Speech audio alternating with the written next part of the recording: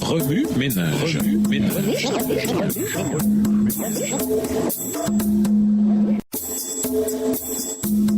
Remue ménage.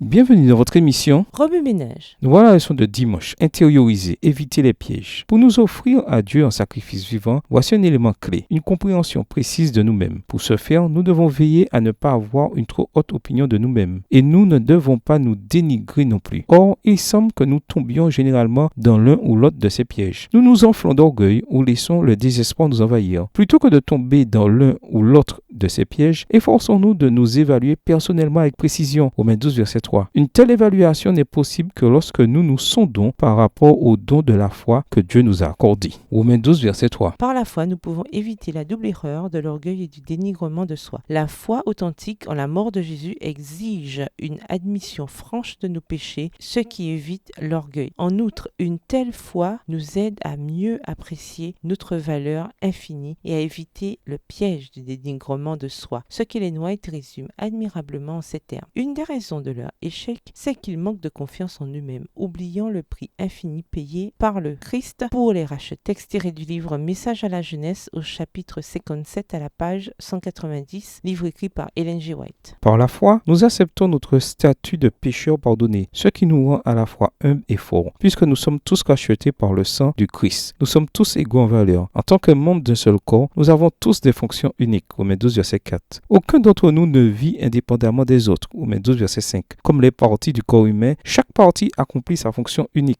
Lorsque nous avons exercé notre foi, nous avons été sauvés en tant qu'individus. Au moment du salut, cependant, nous avons été incorporés au corps du Christ. En tant que membres du corps du Christ, nous sommes radicalement entrelacés les uns avec les autres et indépendants les uns des autres. Quelles que soient nos fonctions uniques, nous sommes exhortés à les utiliser pour prendre soin du corps du Christ et pour l'édifier. La liste des dons que Paul partage dans Romains 12 n'est pas exhaustive. Dans d'autres textes, il présente des listes de dons spirituels différents, mais qui se chevauchent pour la plupart. 1 Corinthiens 12, les versets 27 à 31, Éphésiens 4, les versets 11 à 13. L'important n'est pas tant le don que l'utilisation du don. Nous devons utiliser les dons que Dieu nous a accordés selon la grâce qui nous a été donnée. Romains 12, verset 6. Chacun de nous a reçu une grâce égale au don du Christ. Éphésiens 4, le verset 7. Que notre don soit la prophétie, le ministère, l'enseignement, l'exhortation, la générosité, le leadership ou la miséricorde, nous devons l'utiliser avec toute l'énergie que Dieu nous donne pour aider et servir nos semblables. Remue ménage, revenez à votre texte écrit et étudiez le passage. Encerclez les mots ou expressions ou idées répétées. Soulignez les mots ou expressions qui sont importants et qui signifient quelque chose pour vous. Reliez par une flèche les mots ou expressions ou autres mots ou expressions associés ou connexes. Quels éclairages particuliers vos notes semblent-elles indiquer dans l'ensemble? Mémorisez votre verset préféré tiré de Romains 12. Écrivez-le plusieurs fois pour vous le rappeler plus facilement. Paul dit de nous offrir un sacrifice vivant. Qu'est-ce que cela signifie pour vous? Au revoir. Et à demain si Dieu veut.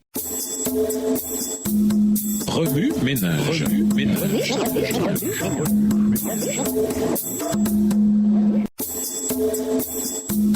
Remue ménage.